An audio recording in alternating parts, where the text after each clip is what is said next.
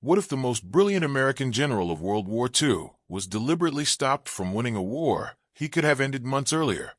Not by enemy fire, not by battlefield defeat, but by a political decision made thousands of miles away in Washington, D.C.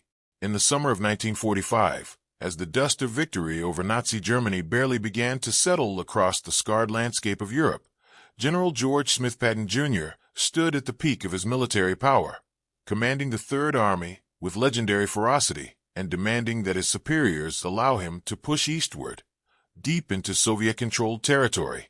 He believed, with iron conviction, that the Soviet Union would be the next great threat to Western civilization, and that the time to confront it was now, while American forces were still mobilized, still armed, still willing. But President Harry S. Truman, who had only assumed the presidency in April 1945, following the death of Franklin D. Roosevelt, saw something different, a fragile peace that needed to be preserved, a Soviet alliance still essential to the war effort in the Pacific, and a political landscape far too volatile to risk a new armed conflict. Truman made his decision, and Patton was ordered to hold.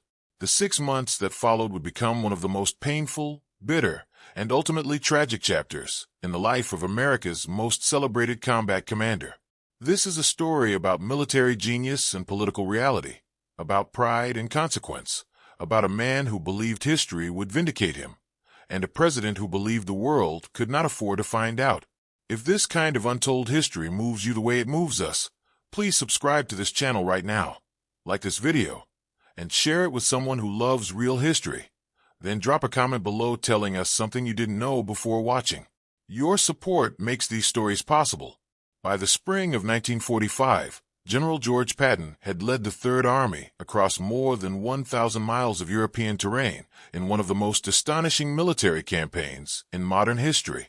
From the breakout at Normandy in August 1944, through the liberation of Brittany, the relief of Bastogne during the Battle of the Bulge in December 1944, and the crossing of the Rhine River in March 1945, Patton had moved with a speed and aggression that bewildered both enemies and allies alike. His troops captured the ancient city of Trier, swept through Frankfurt, and pressed into Czechoslovakia before being ordered to halt at Pilsen. Patton was a man who measured success in miles per day, who despised caution, who saw hesitation as a form of moral cowardice. And as May 1945 began and Germany formally surrendered on May 8th, a day the world celebrated as Victory in Europe Day, Patton was not celebrating. He was watching Soviet forces pour into Eastern Europe, occupying Poland, Hungary, Romania, and the eastern half of Germany, and he was doing the arithmetic in his head. The math terrified him. Every week that passed without confrontation, he believed, was a week the Soviets used to entrench themselves deeper into the heart of the continent. He had seen the Soviet soldiers in the field, had spoken to their commanders at liaison meetings, and had come away unimpressed with their discipline, but deeply alarmed by their ambition. Patton began expressing these views, not quietly, not diplomatically, but with the full volcanic force of his personality. In the weeks following Germany's surrender, Patton's rhetoric became increasingly difficult for his superiors to manage. He spoke openly at press conferences and in private meetings about the need to confront the Soviet Union before it consolidated its power in Europe. On August 8, 1945, the same day the Soviet Union declared war on Japan in accordance with agreements made at the Yalta Conference in February of that year, Patton made a series of remarks to journalists that were incendiary by any measure. He compared the distinction between Nazis and non-Nazis to the difference between Republicans and Democrats, suggesting that the denazification process being enforced across occupied Germany was both excessive and politically absurd. He argued that Germany needed to be rebuilt, not dismantled, and that former Nazi administrative officials should be used to restore order and governance in the occupation zones. These statements caused an immediate uproar in Washington and across the Allied world. General Dwight D. Eisenhower, Patton's longtime superior and the supreme commander of Allied forces in Europe, summoned Patton to Frankfurt for a direct confrontation. Eisenhower was furious. The political situation was extraordinarily delicate. The Nuremberg trials were being organized, denazification policies were American law, and Patton's public statements threatened to undermine the entire moral framework that the Allied victory had been built upon. Eisenhower told Patton plainly that his conduct was unacceptable. Patton, for his part, seemed unable or unwilling to understand why speaking what he believed to be the truth could possibly be considered a transgression. Behind the scenes, the real crisis was even deeper than the press statement suggested. Patton had been writing letters and keeping a personal diary throughout the final months of the war, and the contents of those writings revealed a man whose frustration had curdled into something approaching contempt, not just for Soviet policy, but for the American political leadership that he believed was capitulating to it. He wrote about President Truman with barely concealed disdain, viewing him as a politician without the courage or the understanding of history required to make the decisions the moment demanded. Patton had adored Franklin Roosevelt, even while disagreeing with him on certain strategic matters, but Roosevelt was dead, and Truman was an unknown quantity from Missouri who had never commanded troops in the field, never witnessed the consequences of hesitation, never sat across from a Soviet general and felt the weight of what was coming. To Patton, Truman's decision to delay any confrontation with the Soviets, to maintain the alliance, honor the agreements made at Yalta and Potsdam, and focus on defeating Japan, was not prudence. It was a catastrophic miscalculation. Patton believed the window was narrow, that within months the Soviets would have consolidated enough territory and influence that any challenge to their dominance in Eastern Europe would require not a firm political stance, but an entirely new war, one fought against a battle-hardened adversary on terrain they had already chosen. The delay, in Patton's view, was not strategic. It was surrender in slow motion. Truman's reasoning, however, was grounded in a reality that Patton either refused to accept or genuinely could not see. The war in the Pacific was still raging in the summer of 1945. Japan had not yet surrendered. American military planners at the War Department had estimated that a land invasion of the Japanese home islands, Operation Downfall, scheduled for November 1945, could cost between 250,000 and 1 million American casualties. Soviet entry into the Pacific War, which Stalin had promised at Yalta in exchange for territorial concessions in Asia, was considered essential to reducing those staggering projections. Truman could not afford to alienate the Soviets, not yet, not while American boys were still dying in the Pacific and the atomic bomb remained an untested variable.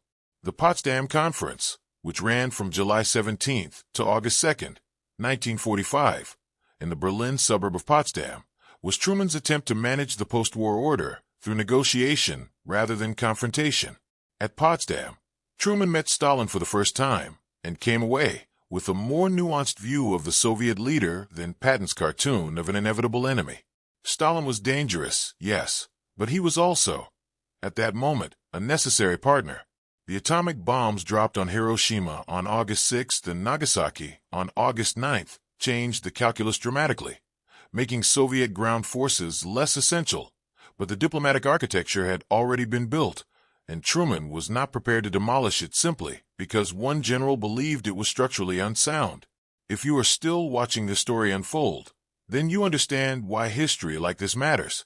Please take a moment right now to subscribe to this channel, like this video, and share it with someone who needs to understand the real decisions behind the history they were taught in school. And leave us a comment. What surprised you most so far? Your engagement is what keeps this kind of storytelling alive. On October 2nd, 1945, Eisenhower made the decision that Patton had feared and perhaps expected. He relieved George Patton of command of the Third Army, the legendary force that Patton had led across Europe with such devastating effectiveness. In his place, Patton was offered command of the 15th Army, a unit that existed largely on paper, tasked with compiling the official history of the European campaign. It was, by any military measure, a ceremonial demotion, a way to remove Patton from any position of operational influence, while allowing him to retain his 4-star rank and avoid the public spectacle of an outright dismissal. Patton accepted the posting with visible bitterness. He wrote in his diary that being assigned to write history rather than make it was the cruelest punishment a soldier could endure. He was 60 years old, still physically vigorous, and had spent his entire adult life preparing for exactly the kind of decisive moment that he believed the post-war world was offering, and he was being sent to an archive. The Third Army was handed to General Lucian Truscott, a capable and respected officer, but the transition was a symbolic end of an era. Patton toured Germany's historical sites with a kind of hollow melancholy, writing letters to his wife Beatrice that alternated between resignation and rage. He spoke to close friends about retiring, about writing his memoirs, about finding some other way to make his voice heard in a world that seemed determined to silence it. The final weeks of Patton's life were marked by an almost unbearable combination of physical restriction and emotional torment. On December 9, 1945, just days before he was scheduled to fly home to the United States for the Christmas holiday, Patton was involved in a seemingly minor automobile accident near Mannheim, Germany. His staff car collided with a U.S. Army truck at low speed on a road near the village of Kfurtel. Everyone else in the vehicles walked away without serious injury. Patton did not. The impact threw him forward in the back seat, and he struck the partition, separating the rear compartment from the driver's area. The injury was devastating, a fracture and dislocation of the cervical vertebrae that left him paralyzed from the shoulders down. He was rushed to the 130th Station Hospital in Heidelberg, where military surgeons assessed the damage with grim faces. Patton was conscious, alert, and characteristically direct. He asked immediately whether he would ever recover the use of his arms and legs. The doctors told him the truth. It was unlikely. Patton reportedly smiled and said that a hell of a way for a soldier to go out. He lingered for 12 days, visited by his wife Beatrice, who had flown to Germany as quickly as transport could be arranged, and by a handful of close friends and subordinates who sat at his bedside with the quiet weight of men watching history end. On December 21, 1945, George Smith Patton Jr. died of pulmonary edema and congestive heart failure, complications arising from his injuries. He was buried, at his own request, with the men of the Third Army who had died in battle in the American Military Cemetery at Hamm, Luxembourg. The question of whether Patton was right, whether Truman's 6-month delay in confronting Soviet expansion was a miscalculation that reshaped the world for the worse, has occupied historians, strategists, and political philosophers ever since. The Iron Curtain that Winston Churchill described in his famous speech at Westminster College in Fulton, Missouri, on March 5, 1946, delivered just months after Patton's death, confirmed in public rhetoric what Patton had been saying in private conversations throughout 1945. Eastern Europe fell under Soviet domination for nearly half a century. Poland, Czechoslovakia, Hungary, Romania, and the eastern half of Germany became satellites of Moscow, their populations living under authoritarian regimes sustained by Soviet military power. The Cold War that followed consumed enormous treasure and human potential, generated decades of global anxiety, and brought the world to the brink of nuclear catastrophe on multiple occasions, most acutely during the Cuban Missile Crisis of October 1962. Patton's admirers argue that a firm American posture in 1945, backed by overwhelming military superiority and atomic capability, might have forced Soviet withdrawal from Eastern Europe before the Iron Curtain could be lowered. His critics argue that such a confrontation would have risked a Third World War before the wounds of the Second had even begun to heal, and that Truman's restraint, however costly its long-term consequences, prevented an immediate catastrophe of incalculable proportions. What history ultimately recorded was not simply the story of a general who disagreed with his president, but the story of two visions of the world in profound and irreconcilable conflict. Patton saw history as a series of decisive moments, windows that opened briefly and closed forever, and he believed 1945 was one of those windows. Truman saw history as a fragile construction of competing interests, alliances, and consequences, where the cost of being wrong in a moment of confrontation could be measured in millions of lives. Both men were shaped by the experiences that had formed them. Patton by decades of military study, by the glory of Napoleonic tactics, by the visceral reality of combat. Truman by the hard school of Missouri politics, by the sudden weight of a presidency he had not sought in a world he had not created. Neither man was entirely wrong. Neither man was entirely right. But only one of them had the authority to make the decision, and only one of them had to live with its consequences. And Harry Truman lived with it for 27 years after Patton died in that hospital bed in Heidelberg, carrying the weight of a world that he had done his imperfect, human best to hold together.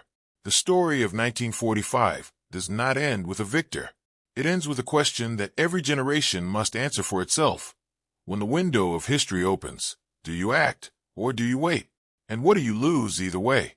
If this story stirred something in you, if it changed the way you think about leadership, about sacrifice, about the decisions that shape nations, then please subscribe to this channel right now, like this video, and share it with someone who deserves to know this history.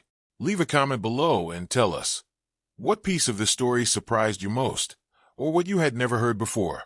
Every comment, every like, every share tells us that stories like this one matter, and it is the only reason we keep telling them.